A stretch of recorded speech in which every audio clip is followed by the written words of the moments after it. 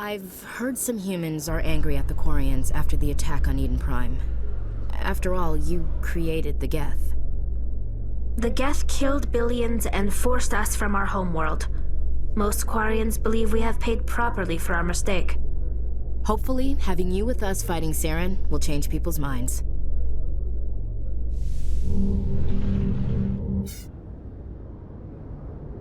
I've got big news for you, Shepard. Captain Anderson is stepping down as commanding officer of the Normandy. The ship is yours now. She's quick and quiet, and you know the crew. Perfect ship for a Spectre. Treat her well, Commander. I'll take good care of her, sir. I know you will, Commander.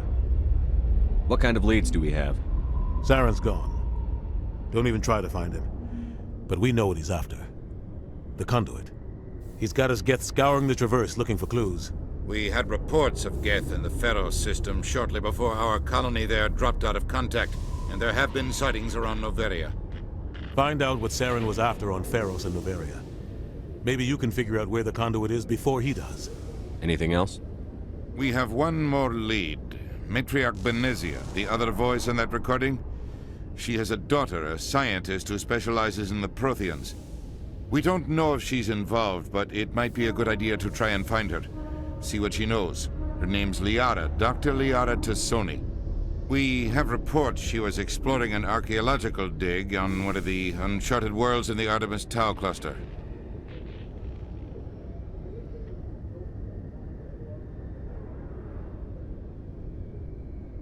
Sounds like we should head for the Artemis Tau cluster. It's your decision, Commander. You're a Spectre now. You don't answer to us. But your actions still reflect on humanity as a whole. You make a mess and I get stuck cleaning it up. I'll try not to make things any harder on you, Ambassador. Glad to hear it, Commander. Remember, you were a human long before you were a Spectre. I have a meeting to get to. Captain Anderson can answer any questions you might have. I heard what happened to Captain Anderson. Survives 100 battles and then gets taken down by backroom politics. Just watch your back, Commander. Things go bad on this mission, you're next on their chopping block. Saren's out there somewhere, and we're gonna find him. Everyone on this ship's behind you, Commander. 100%. Intercom's open. If you got anything you want to say to the crew, now's the time. This is Commander Shepard speaking. We have our orders. Find Saren before he finds the Conduit. I won't lie to you, crew. This mission isn't going to be easy. This began with an attack on a human settlement in the Traverse. But we know Saren won't stop there. His Geth armies aren't going to stay on the far fringes of Citadel space. The Council wants to ignore this.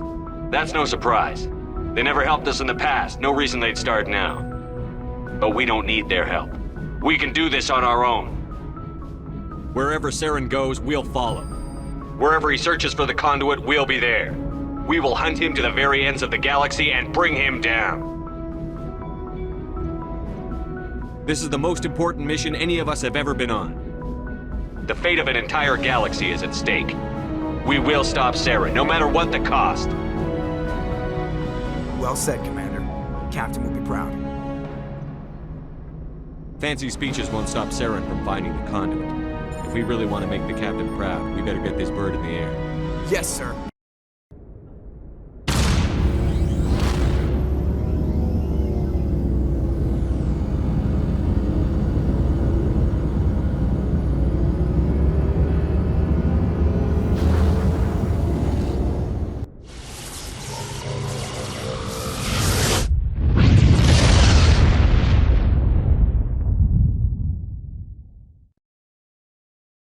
Hey, Commander, you know that Quarian, Tali? She's been spending all her time down here asking me about our engines. I'll tell her to leave you alone. What? No, she's amazing. I wish my God... She's got a real knack for technology, that one. I can see why you wanted her to come along. I figured she'd be a real asset. You got an eye for Tali, Commander. But I'm guessing that's not why you came down here. Carry. Your ship's amazing, Shepard. I've never seen a drive core like this before. I can't believe you were able to fit it into a ship this small. I'm starting to understand why you humans have been so successful. I had no idea Alliance vessels were so advanced. The Normandy's a prototype. Cutting-edge technology. A month ago, I was patching a makeshift fuel line into a converted tug ship in the flotilla. Now, I'm sitting on board one of the most advanced vessels in Citadel space. I have to thank you again for bringing me along. Traveling on a vessel like this is a dream come true for me. I had no idea you found ship technology so interesting. It comes with being a Quarian. The migrant fleet is the key to the survival of my people. Ships are our most valuable resource. But we don't have anything like this. We make do with cast-offs and second-hand equipment. We just try to keep them running for as long as we can. Some of the fleet's larger vessels date all the way back to our original flight from the Geth. I can't believe your fleet's still using ships that are 3 centuries old. They're constantly being repaired, modified, and refitted. They aren't pretty, but they work. Mostly. We've tried to make ourselves as independent as possible on the flotilla, grow our own food, mine, and process our own fuel.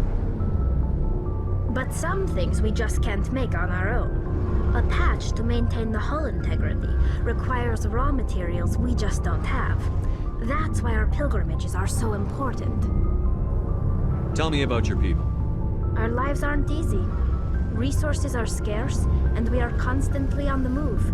Everything we do must in some way contribute to the continuation of the migrant fleet. There are 17 million Quarians in the flotilla, and each of us relies on the others for survival. The bonds among my people are strong. Unfortunately, we have had to surrender many of the freedoms and civil liberties other species take for granted. What kind of freedoms? Well, it's illegal for parents to have more than one child. If our population grows too much, it would strain our resources to their breaking point. Of course, we also can't allow our numbers to become too few. If our population is in decline, the rule against single births is temporarily repealed. In extreme cases of population decline, incentives are even offered to encourage multiple births, though the Conclave hasn't had to take such measures in nearly a century. That's your government. The Conclave is our civilian branch of government. Each ship can elect a representative to serve on the Conclave and make decisions that affect the fleet as a whole. On matters that affect an individual ship, however, the captain has the final say. It's a tradition that dates back to the early days, when the fleet was governed by martial law. Fortunately, most captains nowadays are smart enough to have an elected council from their crew to give them advice and guidance. So the ultimate power rests with elected officials. In practice, the Conclave and the respective council for each ship tend to set the rules that govern our daily lives. But in theory, we are still under military jurisdiction. The 5 top-ranking military officials in the fleet serve on the Admiralty Board. These 5 have the power to overrule any decision by the Conclave in case of emergency. To do so requires unanimous agreement among the Admiralty, and they can only do this once. After that, the entire board must resign their posts. It's a safeguard that served us well. In nearly 3 centuries, the Admiralty Board has only overruled the Conclave 4 times. I want to know more about the Geth. I doubt I can tell you anything you don't already know. It's been almost 3 centuries since they drove my people into exile. All I know is the story of their origins, what they were when we created them, and how they turned on us. Interesting. The Geth were originally created to serve as an automated manual labor force. Initially, their intelligence was as limited as any VI. Over time, we made small modifications to their programming to allow them to perform more varied and complex tasks, bringing them closer and closer to true AI status. How come the Council didn't step in and stop you? This wasn't true AI research. We may have been skirting the bounds of the law, but we never did anything that was actually illegal. The changes were so insignificant, so gradual, that we were able to control them. Or so we thought. But one thing we underestimated was the power of the neural network. A million Geth thinking simultaneously created an inherently unstable matrix. What made them rebel? As we built more and more Geth, their effective intelligence became more sophisticated, more abstract. One day, a Geth began to ask its Quarian overseer questions about the nature of its existence. Am I alive? Why am I here? What is my purpose? As you can imagine, this caused a near panic among my people. What did you do? It was inevitable the newly sentient Geth would rebel against their situation. We knew they would rise up against us, so we acted first. A general order went out across all Quarian-controlled systems to permanently deactivate all Geth. The Geth responded to this order violently. You can't blame them for fighting for their survival. We had no other choice. The Geth were already on the verge of revolution. By acting quickly, we had a chance to end the war before it began. The hope was that most of the Geth would still be little more than machines, incapable of organized resistance. But they had progressed much further than anyone anticipated. The war was long and bloody. Millions upon millions of Quarians died at their hands. In the end, we were forced to flee our own homeworld. We feared the Geth would pursue us, but they never came beyond the Veil. Now we drift through space, exile searching for a way to reclaim what was once ours. It's hard to feel sorry for you. Your ancestors tried to wipe out another species. We made a mistake when we created the Geth in the first place, but we did not make a mistake when we went to war against them. If we had not acted, they would have wiped us out. They're a synthetic life form. They have no use for organics. None. Why do you think they cut themselves off from the rest of the galaxy? Why do you think they've killed every organic being who's ever tried to contact them? They didn't kill Saren. What does that tell you? The Geth are not innocent victims in all this. They're the enemy. They want to destroy us. Not just the Quarians. All organic life. That's why they've joined up with Saren. And that's why we have to stop him. I want to know more about the pilgrimage. When my people reach maturity, we leave our birth ships and seek acceptance with a new crew. It's necessary to maintain genetic diversity among the fleet. But no ship wants to accept someone who will be a burden on them. So, to prove our worth, we embark on a pilgrimage. We set out alone, leaving the flotilla and our families behind us. We only return once we have found something of value we can bring back to the fleet. This is presented as a gift to the captain of the respective ship we wish to join. If the gift is accepted, we are welcomed into the crew. I can't believe they just send you off alone. It's not like they just cast us out. Before we leave, we are given lessons in how to survive outside the flotilla, and given gifts to help us on our journey. We also receive implants to fight off sickness and disease. Generations of living in an isolated and highly controlled environment have left our immune systems weaker than most. By the time we leave the fleet, we are well equipped for the pilgrimage. This is a rite of passage for all Quarians. If it were dangerous, our numbers would suffer. Virtually every pilgrimage ends with a triumphant return and the ritual presentation of the gift to one of the fleet's captains. Can a captain choose to reject the gift? That doesn't happen often. Most captains are eager to increase the size of their crew. It increases their own standing in our society.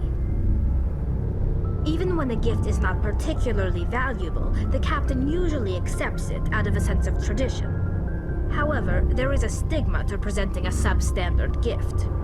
It's not the best way to make a good impression on a new community. Most pilgrims don't return until they find something worthwhile. I want to talk about something else. Like what? I should go. Thanks for bringing me on board, Commander. I knew working with a Spectre would be better than life at CSEC. Have you worked with a Spectre before? Well, no, but I know what they're like. Spectres make their own rules. You're free to handle things your way. At CSEC, you're buried by rules. The damn bureaucrats are always on your back. Being a Spectre does have its advantages. Exactly my point. If I'm trying to take down a suspect, it shouldn't matter how I do it, as long as I do it. But CSEC wants it done their way. Protocol and procedure come first. That's why I left. So you just quit because you didn't like the way they do things? There's more to it than that. It didn't start out bad, but as I rose in ranks, I got saddled with more and more red tape. CSEC's handling of Saren was typical. I just couldn't take it anymore. I hate leaving. I hope you made the right choice. I'd hate for you to regret it later. Well, that's sort of why I teamed up with you. It's a chance for me to get off the Citadel, see how things are done outside CSEC. Either way, I plan to make the most of this. And without CSEC headquarters looking over my shoulder, well, maybe I can get the job done my way for a change. As long as you do your job well, you're free to go about your business as you see fit. Thank you, Commander.